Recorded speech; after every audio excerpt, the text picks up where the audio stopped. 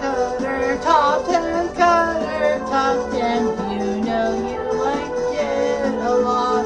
Time to see who is the best and the worst at stuff. You know, baseball, basketball, football, hockey, NASCAR, wrestling. If I have to, so please join me. Why don't you read? This is Cutter's top 10. Hey there, Heather, ho there! It's Jeff, Cutter, Diamond. We're ready to rumble! Oh. Hey there, how there, ho there, it's Jeff Diamond with one more top 10 for this block. It's the top 10 worst trades by the team on my jersey. In this list, well, there were 10. I didn't really have to cut down anyone, thanks to my sources. Anyway, here we go. Number 10 worst trade. Doug Gilmour, Dave Ellett, and a third-round pick for Jason Smith and Steve Sullivan. Of course, Doug Gilmour, 6 great years with the Leafs. One of the best players in history. Of course, that 6-assist game, 93 regular season. The wraparound goal in Cujo, game 1 of the 93 Norris Finals against the Blues. That was amazing. Gilmour had 2 good chances to win the Stanley Cup. But unfortunately, Toronto fell in the conference finals to both LA and Vancouver. LA in 93 was the closest because, of course, that was a game 7. Vancouver lost in 5. Doug Gilmour, for some strange reason, was traded to the Devils with Dave Ellett. I didn't know about Dave Ellett being traded at the same time as Gilmour, and a third-round draft pick. The Leafs got Jason Smith, who went on to do bigger and better things as captain of the Oilers, among others. Steve Sullivan, who was okay but did a lot for the Nashville Predators and the Blackhawks. And then right down McCauley. Well, McCauley was a decent center when he needed to be. Smith and Sullivan only 5 seasons moved on. Gilmour had 3 50-plus point seasons after being traded. And of course, Gilmour was part of the 2002 Montreal Canadiens when they were close to going to the conference finals, who should have been in the conference finals if it wasn't for the Wolves of Miracle choke against the Carolina Hurricanes. And then Gilmour was so good that the Leafs picked him back up in 2003, and he got injured his first game back as a Leaf. Number 9, Joe Colburn for a 4th-round pick. The Leafs have a bad tendency on giving up on young players, and Joe Colburn really makes the cake. Another prospect. They got rid of Brad Boyes, who's now back in the Leafs on a professional tryout level. But Brad Boyes went on to put on 20 goal seasons for both the Blues and the Sharks, or is it the Blues and the Bruins? But NSS. Colburn has done pretty well for himself in the Flames. He's a valuable player. Next up is Yuri Chaluzny, number 8, for the rights to Philippe Paredes. I forget who Paredes was. Was he a center or a goalie? But anyway, Chaluzny was given up by the Leafs. There will be another one. There will be another one I'm thinking about right now, but he's later on in the list. I'll tell you when that happens. So anyway, he was traded to Carolina. He's done pretty well for the Carolina. A solid second-line center. And the Canes traded him to Winnipeg at last year's deadline. And of course, the Jets went on to win a playoff spot, but have not won a game. Well, the Fractional Jets team is 0-for-8 in playoff wins. Unfortunately, they're the worst. Columbus won a few games though too. But anyway, next up is Toronto trading 3 draft picks for Dave Bolland. The Leafs they had made their mind. They needed someone like Dave Bolland. Of course, Dave Bolland is known for that winning goal to win the 2013 Stanley Cup for the Blackhawks. Less than a minute left in Boston. But Bolland was never healthy for the Leafs. He only played 23 games and scored 12 points. If he played the full 82, he probably would have had 40 plus points. And Bolland was lost to free agency. And, well, we don't know about the drawbacks of things. Oh, anyway, number 6 is a trade of draft picks. The Leafs gave up their first and second round picks to Anaheim so that they can get a better pick for the entry draft. The Leafs got the 30th and 39th pick for the 22nd pick, if you want to say that. The Ducks used their picks for Ricard Raquel and John Gibson. Kitchener! Yeah, John Gibson, former Kitchener Ranger, and Plymouth Whaler, I do believe. 39th overall. God, John Gibson could have been a Leaf? Gee, you have someone from my favorite major junior hockey team on one of my favorite NHL teams. Well, technically, the Leafs have lost some luster on me, and I'm going to be Leafs/Rangers for the year. I know it's stupid, but I believe I can do that. Gibson won 13 of 21 starts this past season, and Raquel got 31 points. The Leafs pick Tyler Biggs, and I believe they got rid of him. I can't remember, but anyway, not much of a prospect at all. Newell Sank, Daryl Sittler for Rich Costello, Peter Inderdrack, and Ken Strong. Of course, Daryl Sittler had his issues as Leaf captain with Harold Beller and Punch Imlach. It came to a major head in 79-80 when Imlach came back after being the coach and GM for Buffalo. Of course, the Leafs were looking for a coach GM to replace Mr. Roger Nielsen and, of course, GM Jim Gregory. And it came up and almost got Scotty Bowman and also almost got Don Cherry. Actually, Don Cherry could have been the Leaf coach/GM, but he gave his word to Colorado, which is now, of course, the New Jersey Devils. He gave his word, and, of course, Don Cherry's mom said, in Cherry's autobiography, great. He said, my mother always taught me to never go back on your word. And, of course, Don Cherry got fired after 1 year as Rocky's coach. He probably would have lasted way longer with the Leafs. But anyway, of course, Daryl Sittler was Leaf captain.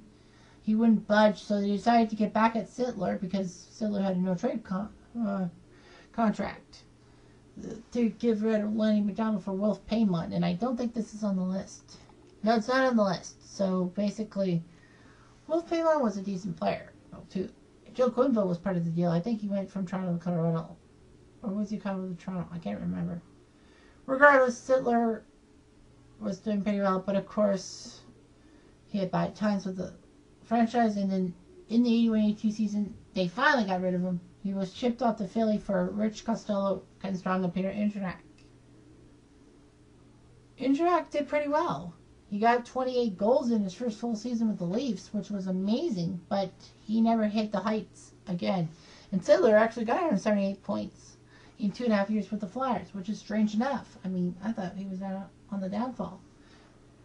Regardless, that was a terrible trade. Number 4, Alex Steen and Carlo Koliakovo for Lee Stempniak. Yeah, I should have known. Well, this is a double whammy, but you'll know why. So, the Leafs got Carlo Koliakovo 17th overall in 2001. And then the next year, they got a decent pick, the 24th, Alex Steen, who is the son of Thomas Steen, a lifelong legend for the Winnipeg Jets / Phoenix Coyotes franchise. In 2008, the Leafs decided to trade Koliakovo and Steen for Leaf Stempniak. Fair enough, I mean, Stempniak was a smart player, but they gave up on Alex Steen way too much early. Koliakovo's decent, too. So the Blues drafted Stempniak in the 5th round in 2003. Steen and Koliakovo had 159 points in their tenures with the Leafs, and Stempniak got 130 points with the Blues. Stempniak played 2 years for the Leafs, got 61 points, and then was sent to the Flames in the DMF deal, and then Stempniak has played great for the Flames and the Coyotes ever since. Steen, in 400-plus games with the Blues, has scored 300-plus points, including 4 20-goal seasons. We really are scratching his head. Leaf fans really scratching our head on this one. And Koliakovo is a solid depth defenseman. Number 3 is, number 3, Scott Niedermayer for Tom Kruvers. Now, I may have said this in a previous video, but, the Leafs could have had Scott Niedermayer. Now, this trade was actually made in 1989. The Leafs decided to trade their first round pick 2 years later in 1991 to the Devils for Tom Krugers, who was a decent defenseman, offensive defenseman as well. He got 55 points in 89 games with the Leafs before they decided to trade him to the Canucks. I have his card with the Islanders, Krugers. And the Devils used the Leafs draft pick wisely. The Leafs stunk, and they were the second worst team in the NHL that year. And were supposed to pick third. But how come the second worst team and they got to pick third? Well, there's a little thing called an expansion team called the San Jose Sharks. So basically, Quebec got to keep the number one pick. Of course, they used it for Eric Lindros, who wouldn't report. The Sharks drafted Pat Falloon, who was pretty much a big bust. Their second pick ever, the Sharks in history, Ray Whitney, was way better. Historically and metaphorically. As it is, the Leafs pick was the Devils pick, and guess who they got?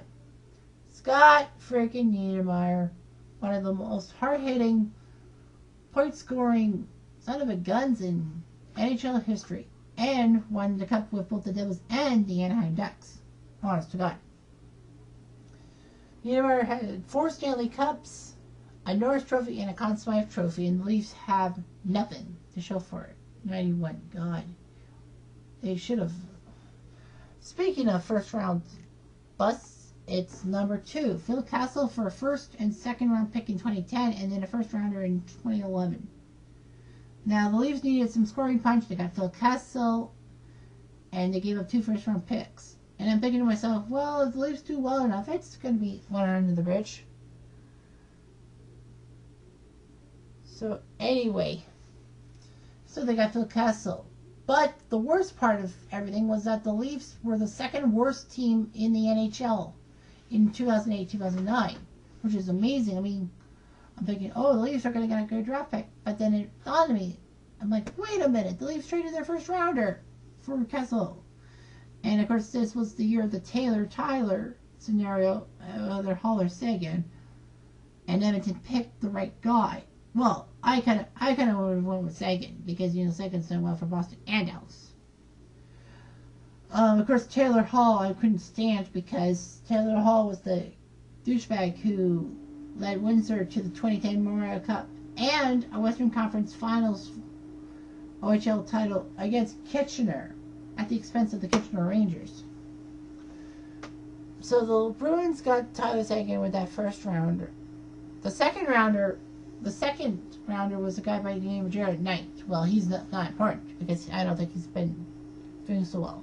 Anyway, with their second first rounder, the Leafs had to give up kind of lower in the draft, like 10th, 11th, I think.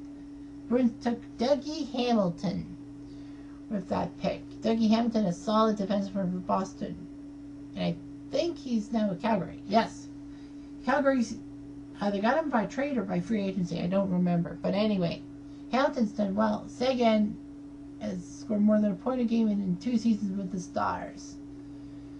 And, of course, the Leafs would be much better off with Sagan and Hamilton. Of course, Kessel went to Pittsburgh for nobodies. The only nobody I know coming from Pittsburgh, Toronto was Scott Harrington, but he's a London Knights defenseman. And, of course, number 1, what else? The worst goalie trade in history. Tuukka Rask for Andrew Raycroft. You need to say more. Now, the Leafs had back-to-back first-rounders in 2004-2005, and they drafted goalies. Justin Pogge in 2004 and Tuukka Rask in 2005. I wasn't upset by that pick in 2005. I'm like, well, okay. But I'm like, well, are they gambling? They're gambling too much. I mean, picking goalies in 2 straight first-rounders. Of course, Toronto valued Justin Pogge. I kind of did, too. I'm like, but Tuukka Rask could always be helpful. And Toronto used Rask to get to Andrew Raycroft, who was a superstar and won the 2004 Calder Trophy for Boston. Of course, his playoff chokery. You can't forget about his chokery for the 2004 Bruins when they took that 3-1 series lead against the Habitants in the first round. So anyway, Raycroft actually tied the Leafs record for most wins in one season with 36 that he shared with Ed Belfour, that's still been around.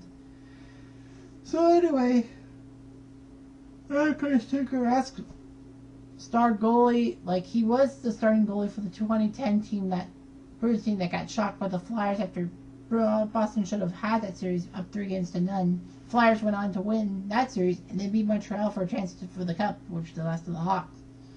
I mean, Tim Thomas was the right guy to come in 2011. I mean, they figured Tuukka Rask's trickery in 2010 had no place in the kitchen, if you want to call it that. And of course, Andrew Raycroft, big bust after that one season. He got traded to Dallas. Nothing. He never amounted to everything. And Tuukka Rask is still with Boston. Just makes me wonder. That's it. There will be more top 10s coming up soon enough. I don't know when and I don't know why. But anyway, that's it for now.